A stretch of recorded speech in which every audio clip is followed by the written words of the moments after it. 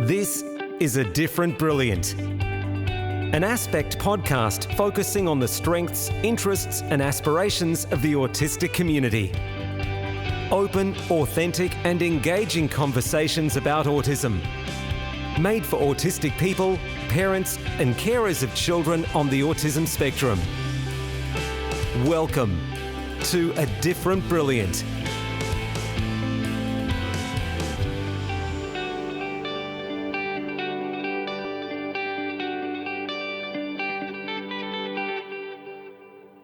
Hello everyone and welcome to A Different Brilliant. I am your host, Madeleine Jane Lobsey, and I am very excited to be joined today by some extraordinary human beings who have a lot of expertise and experience in something that really matters to the autistic community. So I am joined firstly by Jodi Rodgers, who is, I love saying this, a qualified sexologist, a counsellor and a special education teacher, and has worked for decades, let's say, across Australia and internationally, has a private practice that works with all sorts of people with disability, people in diverse communities with diverse neurology, is probably famous for being somebody that was on Love on the Spectrum, where we, that's probably where you met actually, isn't it? Yes. Our other guest.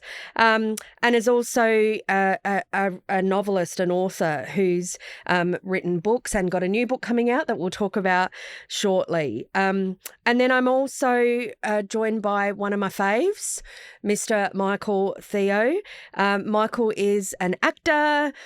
He's a podcast host, he's an advocate, and you probably know him from a couple of things, Love on the Spectrum, but my favourite, Austin, which is a show on ABC, a fabulous show that he is the star of. I think that's enough. He's great. Let's just say that. And today we're going to be talking about love and relationships and intimacy, sex, all the things that really matter. And I think we probably want to, so firstly, welcome. Thanks for coming and being on the podcast. And we probably want to start with, there's a very strange myth, and the myth goes that autistic people don't want, I don't even know how to say this, they don't want or crave affection, love, intimate. I know, Michael, it's crazy, isn't it? But like that's not what they want. So let's start by saying, is that true, Michael? It is not true. No, there's nothing about that that's true. And we'll go into depth about that. Mm-hmm. So let's kick it off. Jodi, can you share why, I mean, given that we do care about it as autistic people, we do want affection, we do want to be in romantic, loving relationships. Mm-hmm. Why is it so important then for autistic people to be able to receive, like tailored education or tailored support or counselling? Why is that important? Well, there's a basic human right that every single person should receive information in a way that's understandable and comprehended by them. And that includes education about relationships and about sexuality and gender and sexual health. And what I found was that, in my many years of hanging out, is that there were autistic people that if they were in a segregated setting or sort of not within a mainstream setting, they weren't getting that education at all. Mm. It might have been focused on, puberty or friendship, but I'm talking adult years. After leaving school, there was no education. And the other component was if somebody was in mainstream schooling, they may have been having that education in their PDHPE. I can't remember do you remember it, Mike? PDHPE. Thank you, that one. They might have been receiving that education there, but because of the nuance that is a component of sexuality and relationships, then it may have been missed, some of the really, really important components of sexuality and relationships. Adult relationships may have been missed. So for me, I just think it's a fundamental right. Yeah. Everybody gets this information and education. And I can imagine if there is that myth, which is ridiculous, that autistic people don't want it, there was never any thought to we should provide that kind of education up until probably quite recently. Well, it's a historical myth, isn't it? Yeah. There was a historical myth that if somebody was autistic, that meant that they were not wanting relationships, and it is so far from the truth. I couldn't have a thriving private practice based on Yeah, I mean, we were talking relationships and off air. sexuality. It's like you are booked solid. Like solidly. it's just so much work for it. Well, Yeah. this is a component of being human. Yeah. And why would your neurology make that any different? Of course, we have people that are asexual and aromantic and may not require or desire that type of relationship. That doesn't mean those people don't want friendships and intimacy that may not be romantic or sexual, but every single person wants connection and love. Everybody does. Yeah, and I think just to go back for anybody that doesn't know about asexual or aromantic, it's, you could say really simply, there just is an absence of desire for those things. Yeah. Yeah. So we are as diverse in our wants and our needs and our sensuality and our connection with other people. As people, we are as diverse in our sexuality as we are in our neurology. So then if we think about that, we're talking about a double spectrum. Yeah. Yeah, and I think that's something that people don't, I mean, look, on the whole, I'd say people don't really talk about it. Maybe more and more, maybe as you can sort of flippantly say sexologist with far less charge than it used to have, you know, saying something like that. But I think for everybody, you're right. Like there is what makes you feel good, what you desire, what makes you feel terrible, what confronts you, what challenges you. And for anybody, it matters to be able to talk about that and be educated. But if you've never had somebody who's willing to be in that conversation with you, then it becomes, I don't know, like taking away someone's fundamental humanity. And there's some people that have difficulty initiating or asking questions. So if you might have those thoughts going along, but if you don't initiate and say,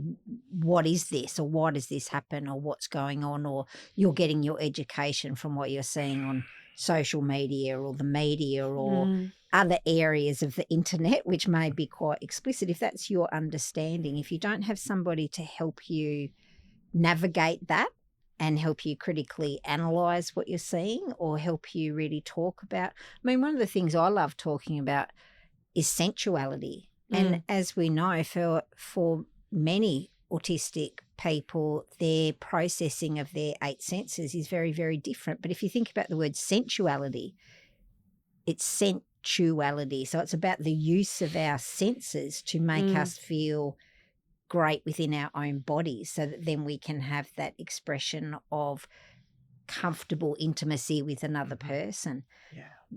I don't know anybody who talks about that very much. No, really not. And then, you know, you add that myth that people think autistic people, anything sensory is about an aversion to something and not about the seeking of it. Like, you know, I'm very sensory seeking. And I think that's it's all intertwined. It is. It is. Yeah.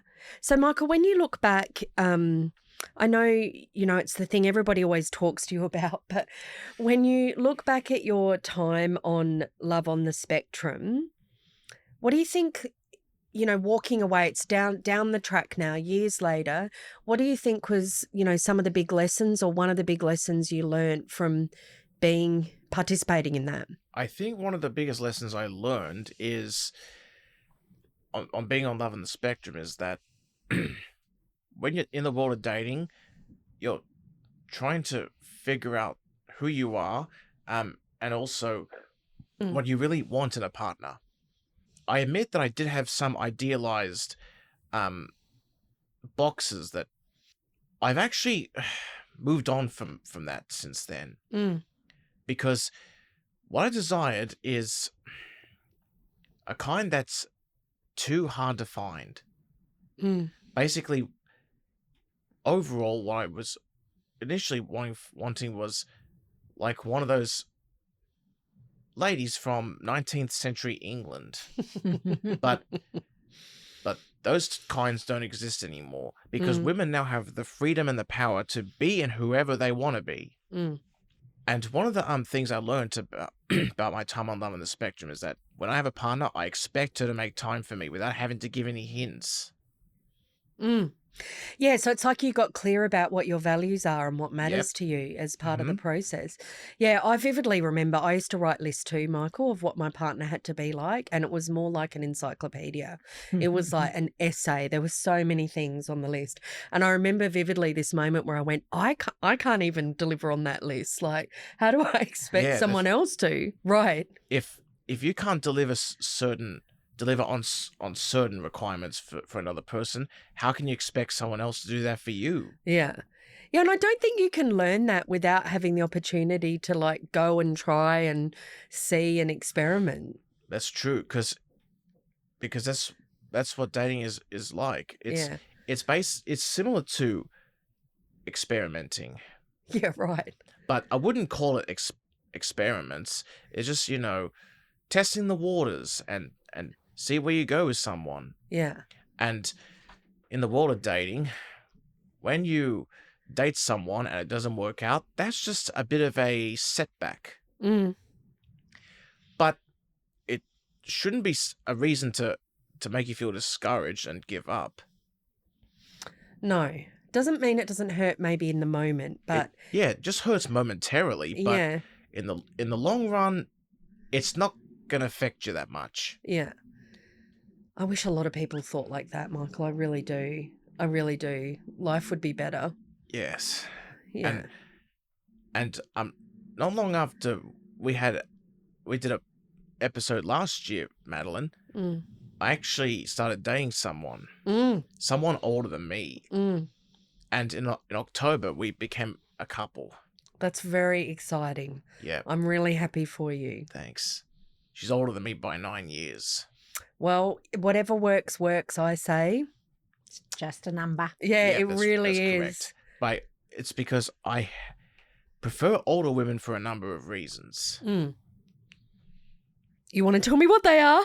Okay, all right. It's because women in their 30s, let me just be clear about this. What I'm stating is an opinion, not a fact. Yeah. Yeah, your personal preference. Exactly. Yeah. Women in their 30s and 40s are generally more intelligent, more mature, they're more secure, they're more sure of themselves, they know what they want, their taste in men is more refined, they're smarter with their money, and they also don't care so much about having a good time every day or about frivolous things. And the other thing is they're more content to settle down. Because there's more to life than just having fun. It's true. And also sometimes I wish it wasn't true, but it's true. Part of life is accepting responsibility when it comes. Yeah.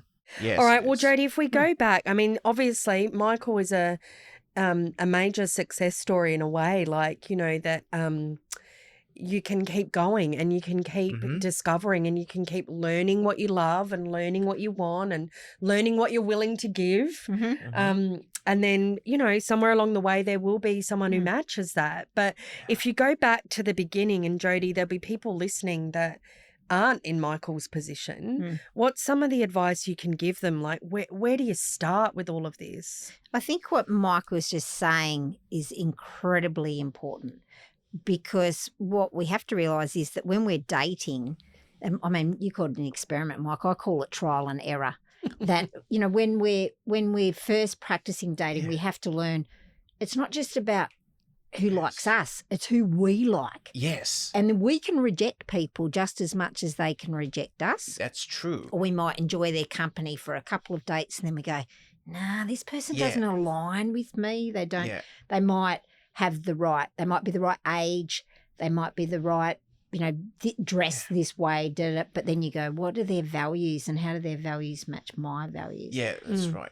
And you said trial and error. That's the word that I was looking for. Yeah. Because experiment is not the right word. No, but in we this context. all have to learn. Dating's no different than anything else, that we have to make mistakes. Yep. And then we have to say, actually, that's okay, because we get it right by actually practicing. Yeah. And dating is practicing. Yeah. And Exactly. I think what sometimes we forget is that when we talk to people about dating or relationships, it's like we think that they're going to meet one person and that's going to be the love of their life and their soulmate. And it'll be instant and they'll know. That may not be- Yeah. That's not how it works. No, it doesn't, because unfortunately,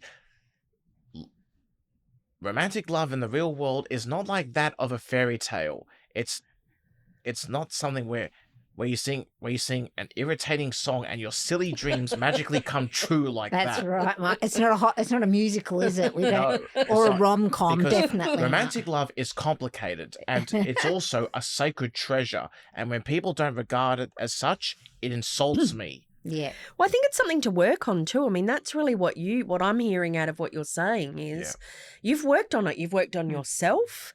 You've worked on the way you interact with people. You know, there's a lot of work. Exactly. And I've known Mike now for 6 years. 6 Mike? years, yeah. And Michael said something really important before too. One of his learning is that he wants to be with somebody that makes time for him. Yeah. And I can remember very early on that's something that Mike and I actually talked about, that part of a relationship is that reciprocal nature, but it's not reciprocal nature just in the way we communicate. Yeah. It's reciprocity in the time we give each other. It's That's understanding right. the way we communicate with each other about when's appropriate, when's not appropriate, right. you know, how we give and take. And that's not give and take in just a gift, or give and take in whose turn it is to buy dinner, or there's so many parts of a relationship. And one Okay, of them we've is got to time. unpack that one because you've just said a whole lot of juicy things. Okay. So, there's the obvious stuff like, are we equal in paying for the bill? Yeah. You know, That's but then not there's important. all of the other nuance that you just started talking about how to communicate, when to communicate, what to communicate. Yeah. What advice would you give people about that? Because that feels like a lot. Remember that everybody is different. Yeah. Every single person is different. And so it's very hard to give a generalized, oh, this is what you should do. Because as we know, all humans are different, but then every single autistic person's experience will be different, and the way that they communicate, or the things that they may have difficulty with, or understanding context or social nuance. So when I say all of this, remember, this is just my opinion and not fact. Is that how you say it, Mike? That's correct. It's because the reason why we have to do that is because a lot of people are dumb enough to mistake opinions for facts, which is highly irritating and not to mention frustrating. But I know why it's frustrating, because not many people are going to be on the same page. Well, that's the whole point, isn't it? But some of the things that if somebody came to see me and said, I really want to start dating, I really want a boyfriend or a girlfriend or a partner, usually I don't start by saying, right, let's get out there. Usually it's starting with why. Yeah, very good. You know, why do you want Yeah. that? And making sure, I've got this saying that I always say, that you should never go to the grocery store when you're hungry, because then you just buy junk food. So it's the same in relationships. If we want a partner, then it's really important that we feel really our self-esteem's intact, our self-worth is great, we feel confident in ourselves, because then when we meet people, we get the good people. Exactly. If we're desperate or hungry for a relationship, that's when we're left vulnerable. And so the first thing is always about building our own self-worth and self-confidence, and then we're ready. Oh, man, it's so important, the thing that you've just said, because I say almost the same thing, but in a different way of saying the same thing, is if you're not able to fully be yourself, then the people that come will be a match for whatever version you present. And then you wonder why it doesn't work out, you know, because you're not fully being able to present the whole of yourself, or you're, you know, you're scared or you're holding back. And then when you present the whole of yourself, then you get a match for that. Yeah. But it takes something. That's no easy task to get to the point of being the whole of yourself with someone. And also being able to as an autistic person, there's another added layer to that where, you want to be your authentic self, because when you're 100% your authentic self, then you're going to attract people who are right for you. Yeah. That's right. But sometimes the difficulty is that as an autistic person, or when not just autistic people that might move through the world a little bit differently, then part of that dating process is sometimes having to explain to somebody, say, when you say that, I don't quite comprehend what you're saying, or I need you to speak more clearly, or can you please be clear about when we're meeting again next, or otherwise I'll overthink and be anxious, or the reason why I'm moving my hands like this is called stimming. Like, I think that there's a whole When you have to even know that and be able to say that. But that's why we start with self. Yeah. Being like, really, when you, it's a funny saying, we go, oh, you got to love yourself first, but It's true. It's true. If you're really comfortable in your own skin, then you attract really good people. Sometimes people need to be told what they need to be told. Yeah. That's right, Mike. And even though it kills us sometimes. Yeah. And another philosophy that I live by in terms of being in a relationship is, if you find yourself a partner, you should be two things: loyal but also grateful. Because like I said, it's a treasure that if you end up losing that treasure, you may not be able to get it back. Mm-hmm. Man, I always say this about you, but I swear you could be the poster child for best boyfriend on earth, because, like, I think that's so important, the thing that you say. Like, that love looks many ways, and love is loyal, and love is grateful, and it's not a musical. No, it's not. I could even give all this advice to all the men in the world about treating their women better, but some may take it on board, whereas others would prefer to just dismiss it and be like, what does he know? He's only been in a relationship for only 8 months. Yeah, and 12 years of practice and discovery and learning, and that cannot be discounted. No, it can't. Yeah. And I think that's so important. Like, we've got to be able to say, I crave touch, I crave affection. Yeah. And, that's actually quite a brave act to be able to say that, especially in a world we live in now where there's all the blurred lines of consent, and, there's a lot of things, but I think it matters to say, I really want this. Mm. Yes. Yeah. And also enthusiastic. That's a component of consent. Precisely. Oh, for sure. And I also have the best response to someone who would say something like, get a room, you two. My response would be, try feeling unloved for 12 years and then give me a buzz. It's no fun, I can guarantee you that much. No, it really isn't. And I think that's what is important out of this conversation. Maybe there's parents listening to this conversation who have, teenagers or young adults in their homes. And perhaps they're worried, especially in a world of consent and all of those things. So and yet no less desire in their teenager or young person than anybody else maybe. So what kind of advice can you give them? Consent is integral. Absolutely integral, but it's also a lifelong education. So we don't start teaching consent when you're Mike's age and when you've just started a relationship. Consent actually starts from tiny children. Yeah. And one of the things is, particularly if somebody is non-speaking or it's actually appreciating when somebody says no, whether that's, and I know there's some things of course kids have to eat certain foods or whatever, but providing people with choice that you can actually listen to, and when they say yes or no, it's going to be heard. It's going to be heard and respected, because that teaches the power of yes or no very, very early on. And then when it comes to when we're getting into sexual consent or consent within relationships, some of the nuances of that is just, it has to be informed. So nobody can give consent if they don't understand what act they're being asked to do. So if somebody says, do you want to kiss me? Well, most of us would understand what that means. But if somebody then said, do you want to, I don't know how family friendly, or what level we're to, or different sexual acts. If somebody doesn't know what that is, how can they give informed consent? So that's why we need to have that education. Yes. The other component is that it has to be enthusiastic. So these days, and it's not no, it's yes. So what we teach is that when both people must be saying yes. You're not allowed to feel pressured to be saying yes.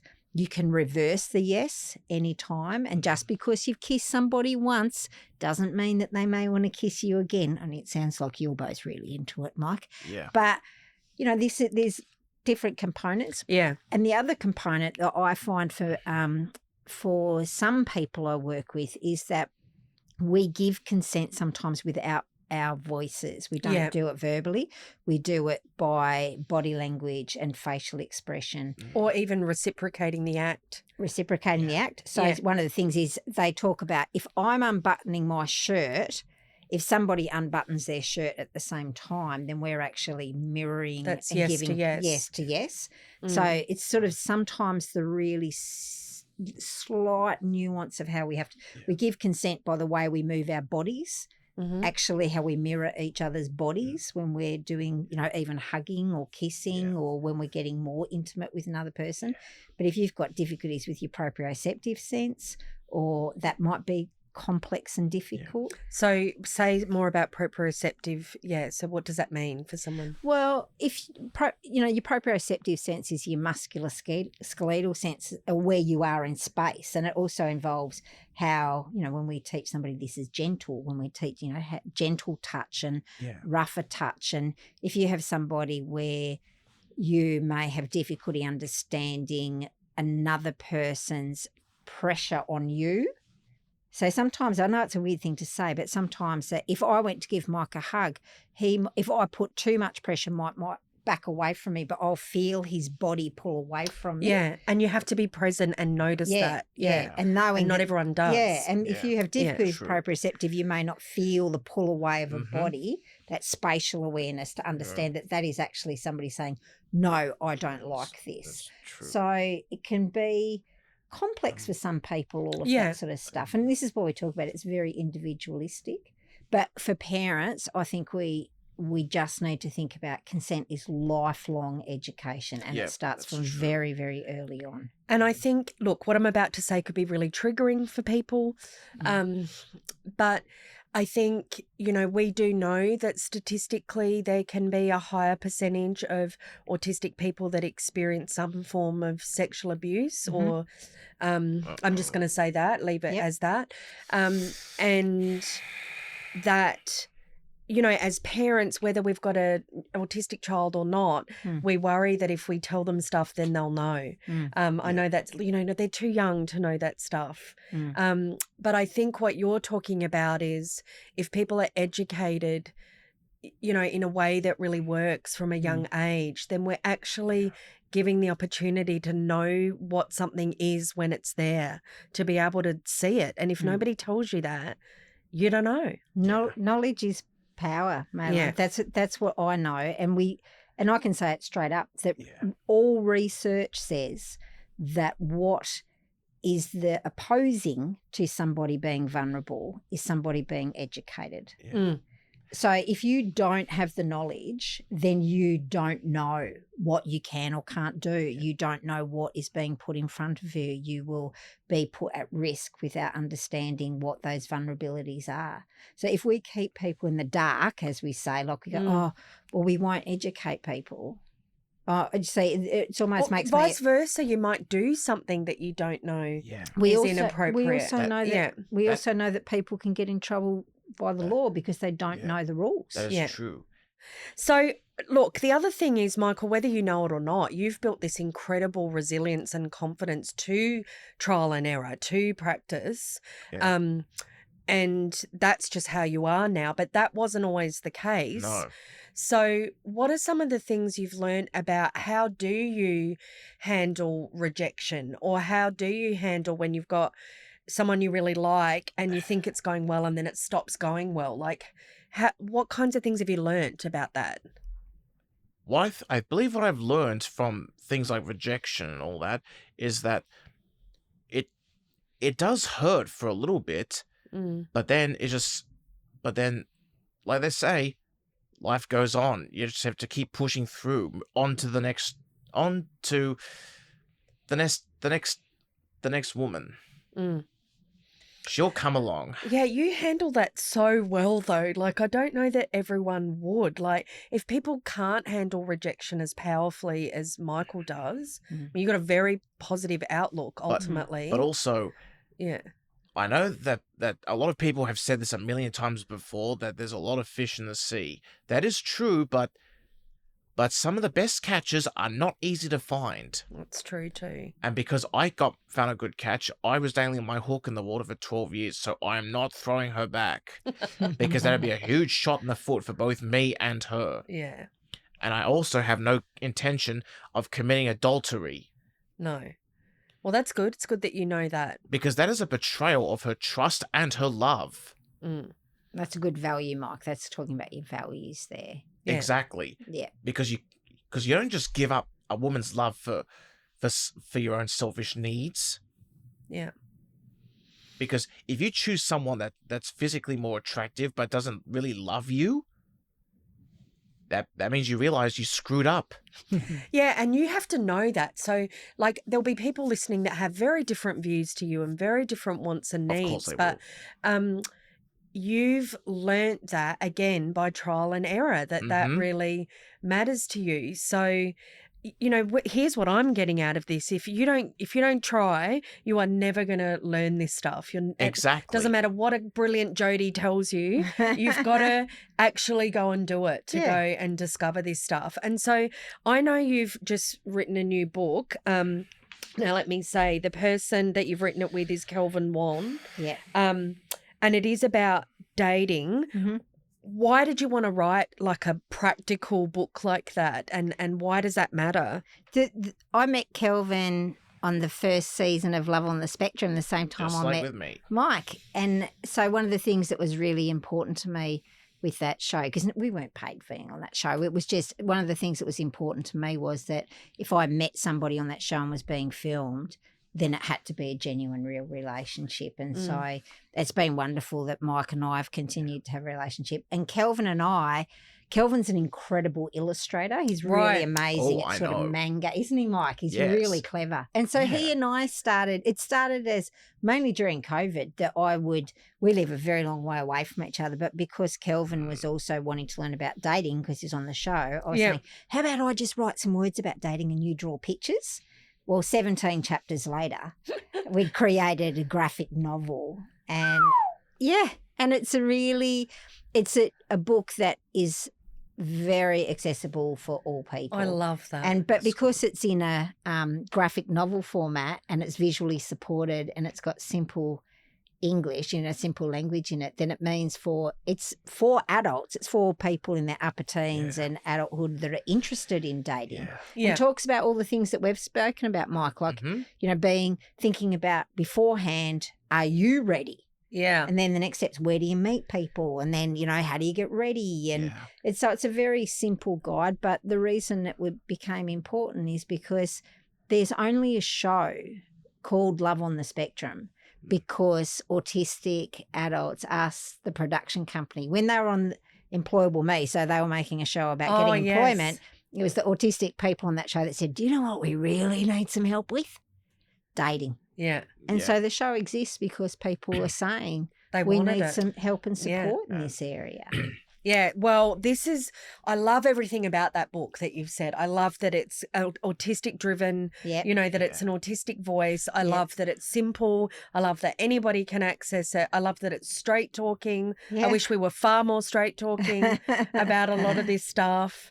And I know that's scary. I'm an autistic person and I'm a parent of autistic people. So I get the fear of, not wanting to damage them. But you know what I've worked out? That happens anyway, no matter what you do at some point. Like there's going to be something you don't get right.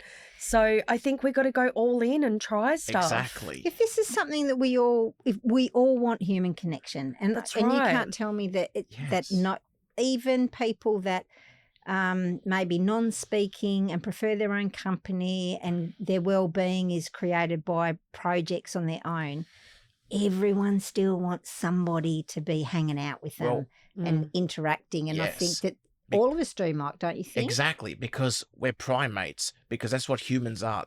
We're primates. Yeah. And primates are very sociable creatures. Yep. And just some people do it in a different way, but we we all crave human connection in one form or another. And It's just Exactly. finding what way works best for you. Yes. And knowing as a parent that this is part of the joy yeah. of being human. Part of the joy is that we reach adulthood and that we find connection with people that love us other than our mum. Exactly. Because eventually the love of your mother's just going to be old news. But still essential nonetheless. And there's a few more things that I should probably also add. But this is one aimed at parents, though. If you're worried about your sons or daughters being rejected by a potential partner, you need to ask yourself this. How can a peach pit become a tree if you never give it the chance to grow? Mm. And also, there's two other things that I should also mention. You can't decide if you're ready to be a partner. The universe will decide for you. And another one that I learnt is there's only one way to know if somebody is right for you or not. Your heart will tell you. I love that. And so will your gut as well. But you've also got to your heart. Actually, I should say that your heart and your head will tell you. Yeah. Because the heart, mind, and gut have to all be aligned with each other. Yeah. Well said, Michael. Well said. And that's, that you can only, I'm going to say it again, you would only ever be able to say what you just said by learning stuff and then going out and practicing. Exactly. Yeah. And also marriages that ended in failure, I use them as cautionary tales. Like, for example, whenever I spend time with Jess, I'm touching wood on these words. We never fight and we never argue, and I don't recall us having disagreements. Mm. We're usually on the same page. Yeah, and that's one of the signs of a workable relationship, isn't it? Yep. Yeah. Or knowing if you do having a difference of opinion, Yeah. or you do to having the skills and the communication skills to be able to talk that out together. Exactly. And not see that as oh, this person thinks differently than me. That means So we can't be what? together. It's being able to go, you are different, I'm different. How are we going to bring our differences into Exactly. a middle point? Yeah. So you have different opinions. So what? Yeah. Everyone has different opinions. Yep. But personally, I'd rather just not fight about it because it doesn't have to be an argument. It's just a conversation. Yep. Yeah, and I think, if we were going to try and in some way wrap this conversation up, I think, it matters to find experts. If you're not someone that feels that you can educate your children, go get an expert. Go get the support that you need. Or Yeah. that's one thing that we all want it. It is part of, I think the thing I'm left with is you can either go through life and go, okay, we did life, or you can do life with joy. Yeah. And this is part Yeah. of joy Yeah. This is and the powerful. fullness of experience of life. Yeah. Yes. Yeah. And that's a human want. Mm-hmm. Yeah. And don't we all, if you're a parent, don't you want your child to have the fullest experience and to follow every want and dream and desire that they have? I would. Yeah. And as individuals, Mike, don't you want to follow your own dreams and your wants and be able to achieve those? And Yes. part of that is that majority of us on the human planet go, I want to hang out with somebody. That's I want right. to have my person. I want to have my special person who loves me and I love them. Yeah, That's exactly. a desire. Yeah. Mm-hmm. All right. Well, any last thoughts? Some of my last thoughts would be just be yourself, and don't get too bogged down by rejection. It's just a setback in your journey. It's just an opportunity to move on to the next person, because the person that rejected you is just the universe simply telling you that that person is not right for you, even though you may not recognize that at the time. And with parents, what they need, there's just one thing they need to learn not to do with their autistic kids. Never patronize them, because in some cases it may not end well for you. Well said, Michael. Any last thoughts, Jodi? Well, ditto, Mike, what you said. But I just think that we need to remember that this is the access to education and the access to information is a human right. That's number one. And so we just have to make sure that we are providing this information in a way that's comprehensible and understood by everybody. It doesn't matter who that person is, and no matter how they learn or how they communicate, we need to be providing this information because it's about having a full life. And we will make sure that we put the links and everything so people can find your resource as well and your new book. And also there's something else I should also add. A lot of people seem to view life as a race, but I see life as two things, a book and a puzzle. That's what you want to say to people. Yep. I hear you. I hear you. Well, we are very, very happy for you, Michael. Thank you. You know, I'm personally happy, but I know a lot of people will be really happy. Yep. And I wish you the world, and I appreciate always your authenticity and willingness in a conversation. Thank you. And Jodi, thank you for dedicating, makes me cry with happiness. Thank you for dedicating decades of your life to other human beings having a full life. Oh, thank you. Thanks for, thanks, Mike. We'll share a bit. It's a nice one. It is a nice one. Thank you for having me. It's been great fun. Always great to hang out with my good friend as well. Likewise, Jodi. Thanks for listening to A Different Brilliant, an Aspect podcast focusing on the strengths, interests and aspirations of the autistic community. If you would like to learn more, visit our website, aspect.org.au, to listen to past episodes or send us a message. Make sure to like or subscribe to A Different Brilliant on your podcast app.